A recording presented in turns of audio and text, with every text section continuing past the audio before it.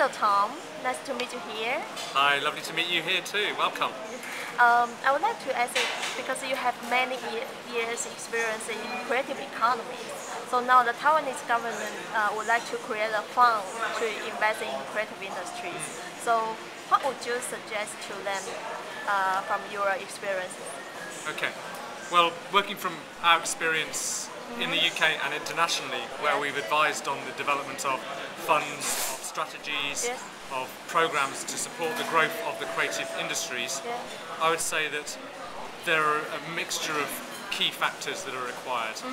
First of all, you need strong evidence, and that's data and intelligence, to understand the dynamics of the sector, to understand its market, its supply chains, all of the things that are needed to make it grow.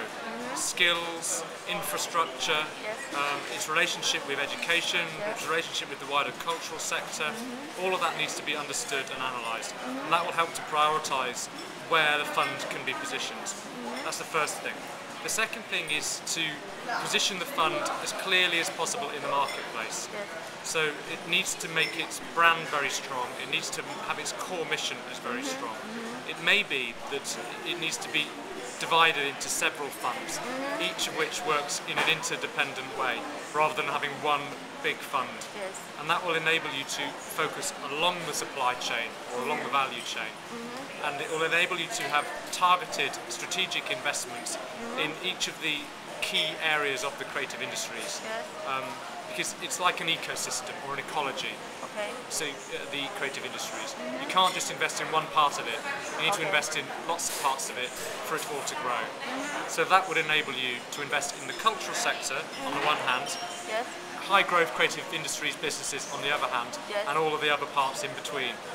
Okay, so that's a key thing, I think.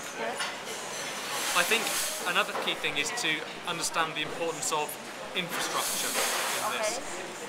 Technology infrastructure, having the right mix of those places and spaces where creative and cultural businesses and organisations will go to meet each other, to learn from each other, to access intelligence around markets, to experience cultural experiences, to feel the cultural offer. Having a real blend of cultural infrastructure is important. In the UK at the moment there's a programme underway identifying 10 key types of infrastructure required for a strong, competitive, creative economy. And that might be a useful starting point as well, to understand how an infrastructure offer can surround a fund. I also think it's important very much to think of the fund as a strategic vehicle. So it's not just about satisfying existing demand for investment, it's about nurturing investment-ready businesses in the future, not just for this fund but for the wider investment that is out there. So that means not just spending the money quickly, but strategically supporting investment readiness, business support programs, IP development programs, and investor readiness programs, educating the investor as well as educating the investee. So there's a few thoughts. It's a very good point. So, do you have any idea to bring those expertise together to foster the ecosystem? For example, to bring the professional service to help those entrepreneurs to create their own business. Well, there are multiple models here, and I think at a high level you need to have a strategic lead body, a very clear, defined set of roles, set of aims and objectives to drive the overall programme. Some very clear goals. That will also need to have very strong expertise around the dynamics of the sector from an international perspective as well as from a Taiwanese perspective. Getting a real balance there will be key. And then on an operational level, there will be the need to have very strong management structures for each of the delivery platforms of the fund. For example, it may be that the business support or the investment readiness programme can be developed by a specialist agency that will be set up to run that part of the programme.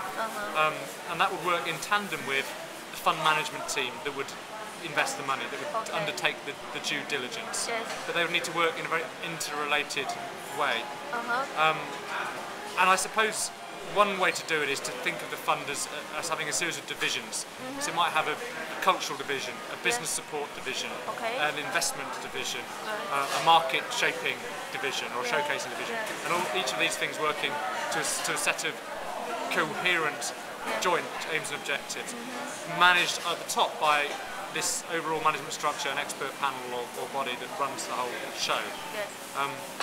But critical is being able to do something that, on the one hand, is robust and always has the opportunity to change, to be flexible and fed by market changes, by new intelligence coming to light, by all sorts of upturns and downturns and what that might mean for the economy, for the creative economy. It needs to be able to be flexible as well as strategic. So, wow, excellent. Thank you, Tom. Thank you for your time. It's a pleasure. Thank you very much. Good to talk to you. Good to meet you.